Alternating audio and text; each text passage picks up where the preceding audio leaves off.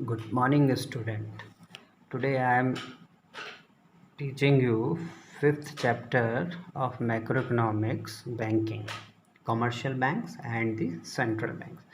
First of all commercial bank क्या होते हैं? ठीक है, देखिए कॉमर्शियल बैंक वो फाइनेंशियल इंस्टीट्यूशंस होते हैं जो दो कंडीशन को फुलफिल करते हैं। ठीक है, एक वो जो accept deposit from the people, पहली जो आवश्यकता है वो ये है कि ये जनता से जमा पूंजी स्वीकार करते हो, और दूसरी जो रिक्वायरमेंट है ये जनता को लोन ऑफर करते हो।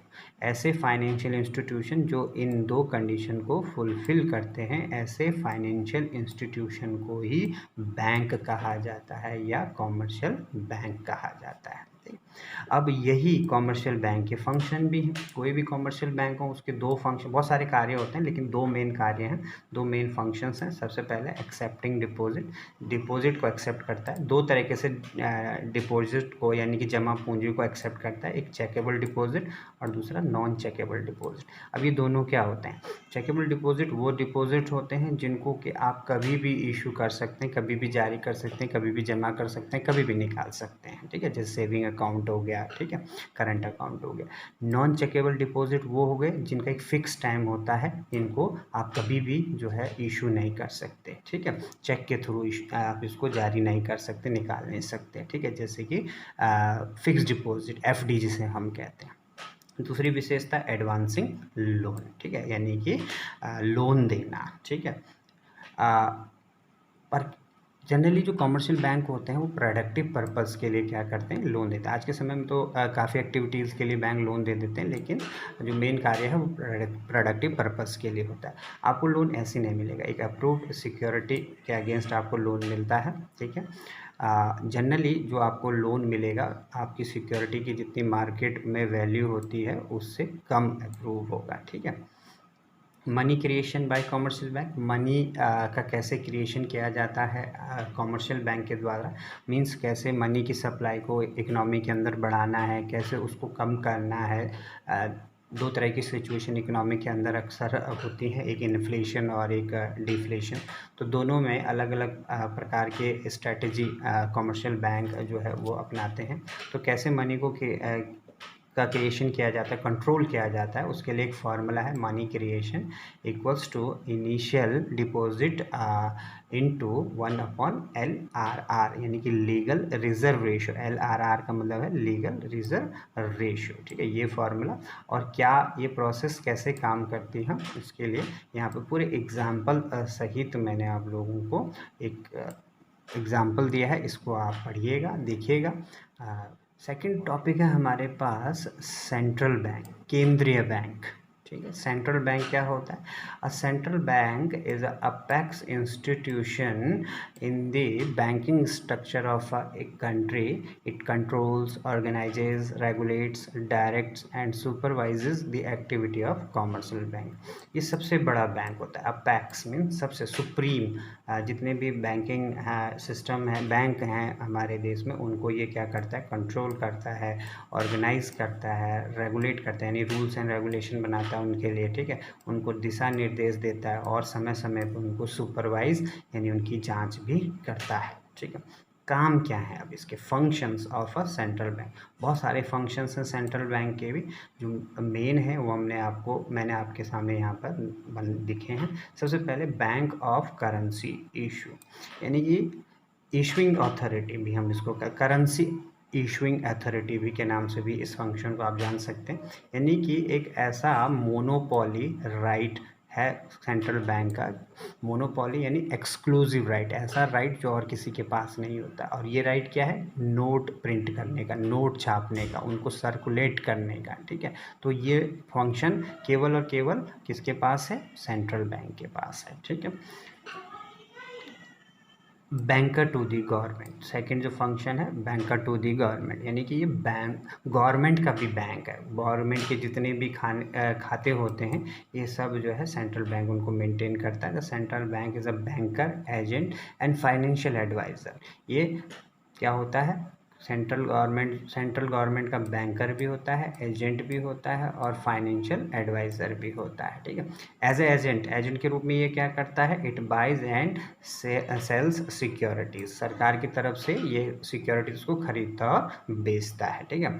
और एज अ एडवाइज़र के रूप में सरकार को क्या देता है, ये समय समय पर पॉलिसी किस तरह से बनानी है उसमें क्या करता है, हेल्प करता है। और एज अ बैंकर के रूप में जितने भी अकाउंट्स हैं गवर्नमेंट के उन सबको ये देखता है, मैनेज करता है। Next function is bankers bank, ये बैंकों का भी बैंक है। कंट्री के अंदर, इकोनॉमी के अंदर जितने भी बैंक हैं उन सब का ये बैंक है, ठीक है। सबके खाते जो होते हैं इसी के अंदर होते हैं, जितने भी कॉमर्शियल बैंक होते हैं। और इसका वही रिलेशन होता है कॉमर्शियल बैंक के साथ जो एक कॉमर्शियल बैंक का अपने कस्टमर के साथ होता है। Lender of the last resort, ठीक है, यानी लेंडर मीन्स कर्ज देने वाला, लोन देने वाला, रिजॉर्ट मतलब प्लेस, ठीक है। ये लास्ट प्लेस है। अगर किसी कॉमर्शियल बैंक को कहीं से भी कोई फाइनेंशियल हेल्प नहीं मिल रही है तो वो सेंट्रल बैंक को क्या कर सकता है, अप्रोच कर सकता है, उसके पास लास्ट ऑप्शन है ये, ठीक है। और सेंट्रल बैंक फिर क्या करता है, उस कॉमर्शियल बैंक को सिक्योरिटी, अप्रूव सिक्योरिटी के अगेंस्ट क्या दे देता है, लोन दे देता है। And last, custodian of foreign exchange, custodian means संरक्षक, रक्षा करने वाला, foreign exchange means foreign currency. Foreign currency जितनी भी होती है देश के अंदर वो सब, उसका लेन देन, उसका अकाउंट सब जो है सेंट्रल बैंक के पास होता है। उस रिज़र्व को, उस भंडार को सेंट्रल बैंक मेंटेन करता है, ठीक है, ताकि जो है इंटरनेशनल ट्रेड जो है वो किया जा सके अन्य देशों के साथ। क्रेडिट कंट्रोल बाय सेंट्रल, अब ये सेंट्रल बैंक जो है क्रेडिट को कैसे कंट्रोल करता है उसके दो तरीके हैं, दो मेज़रमेंट हैं, दो इंस्ट्रूमेंट्स हैं, दो मेजर्स हैं, क्वांटिटेटिव और क्वालिटेटिव। क्वांटिटेटिव के अंदर हमारे पास कुछ एक्स्ट्रा और जो है मेजर्स हैं। जैसे सबसे पहले आता है बैंक रेट। बैंक रेट वो रेट होता है जिस पे सेंट्रल बैंक जो है कमर्शियल बैंक को क्या देता है, लोन देता है।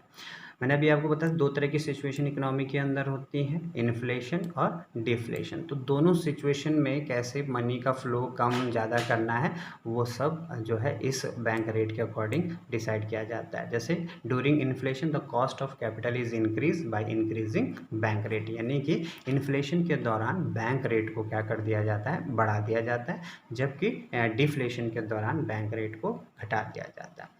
ओपन मार्केट ऑपरेशन की अगर बात करें, ठीक है, इसमें भी सबसे पहले डेफिनेशन है दी हुई मैंने, ठीक है। डेफिनेशन है कि सरकार की तरफ से क्या करता है सेंट्रल बैंक, सिक्योरिटीज़ को क्या करता है, खरीदता और बेचता है, ठीक है।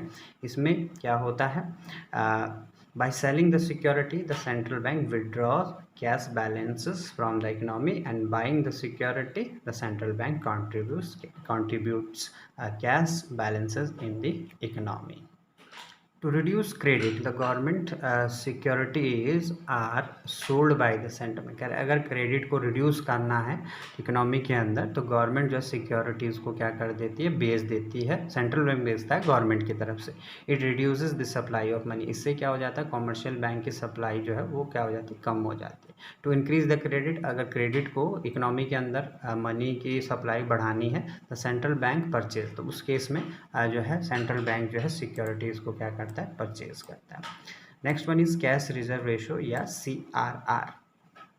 पहले डेफिनेशन है, it refers to minimum percentage of banks total deposit required to be kept with the central bank.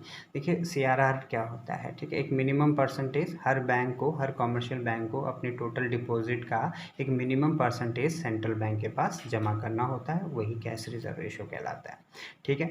When the flow of credit is to be increase, जब फ्लो को बढ़ाना हो, क्रेडिट के फ्लो को बढ़ाना हो इकोनॉमी के अंदर तो जो मिनिमम रिजर्व रेशो है उसको घटा दिया जाता है, ठीक है। Just suppose it, when the flow of credit is to be reduced, minimum cash reserve ratio is increased, ठीक है।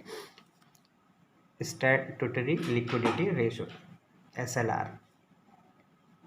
every bank is required to maintain a fixed percentage of its assets in the form of cash or other liquid assets called SLR।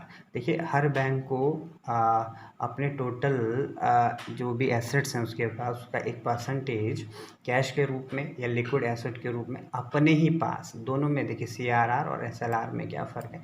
यहाँ पर CRR जो है वो central bank के पास maintain करके रखना होता है, SLR जो है उसको अपने पास ही, उस कॉमर्शियल बैंक को अपने पास ही मेंटेन करके रखना होता है कैश के रूप में या लिक्विड एसेट के रूप में।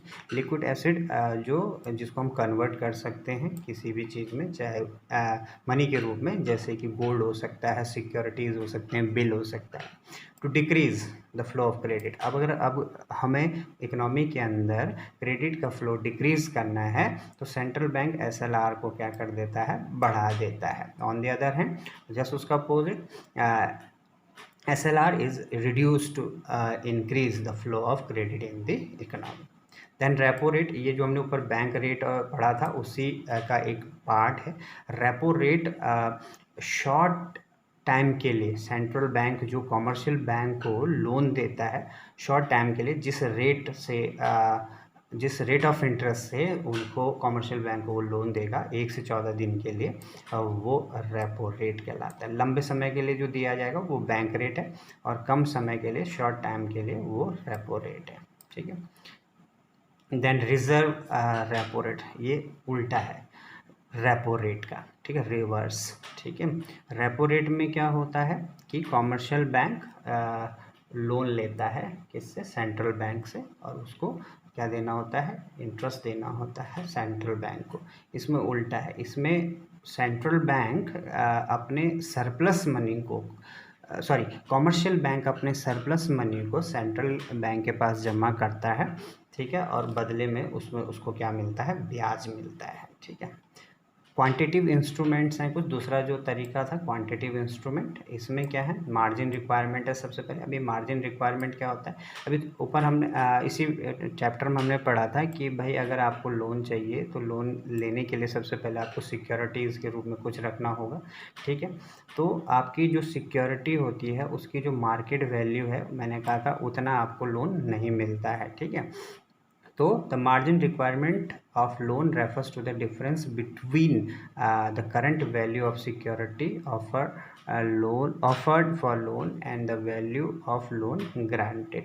margin requirement मार्जिन है जो आपकी सिक्योरिटी की वैल्यू है और जितना आपको लोन मिला है ना उसके बीच का डिफरेंस जो है। मान लीजिए फॉर एग्जांपल आपकी सिक्योरिटी की वैल्यू 1 करोड़ रुपए है तो आपको लोन मिलेगा 80 लाख रुपए। ठीक है। तो 20 लाख जो है वो क्या हो गया, आपका मार्जिन रिक्वायरमेंट हो गया। Then rationing of credit, rationing of credit ये क्या होता है, हर इकोनॉमिक एक्टिविटी के लिए फिक्स होता है, कुछ कोटा फिक्स होता है कि इस एक्टिविटी के लिए इतना ही क्या दिया जाएगा, लोन दिया जाएगा। ठीक है। तो फिक्सेशन ऑफ क्रेडिट कोटास, जैसे एजुकेशन के लिए एक निर्धारित होगा कि इतना ही लोन दिया जा सकता है, उसी प्रकार से एग्रीकल्चर के लिए फिक्स होगा कितना दिया जा सकता है। ठीक है। And last one is moral स्वासन। देखिए मॉरल मीन्स नैतिक, नैतिक प्रभाव से भी। देखिए हमने कहा था दो तरह की सिचुएशन होती है इकोनॉमी के अंदर, एक होती है इन्फ्लेशन और एक होती है डिफ्लेशन। तो यहाँ पर बैंकों को सेंट्रल बैंक जो है वो एडवाइस देता है कि अपने नैतिकता के अकॉर्डिंग देखें कि अगर इन्फ्लेशन की सिचुएशन है इकोनॉमी के अंदर तो कम लोन दें। ठीक है। और डिफ्लेशन की है तो उस समय क्या बन जाए, लिबरल बन जाए, उदार बन जाए और खूब सारा लोन जो है लोगों को दे। इन्फ्लेशन में कम देना है, डिफ्लेशन में ज़्यादा देना है, वो बैंकों को खुद निर्धारित करना है। ठीक है। ये कुछ फंक्शन थे जिस तरह से सेंट्रल बैंक जो है क्रेडिट को कंट्रोल करता है। Thank you.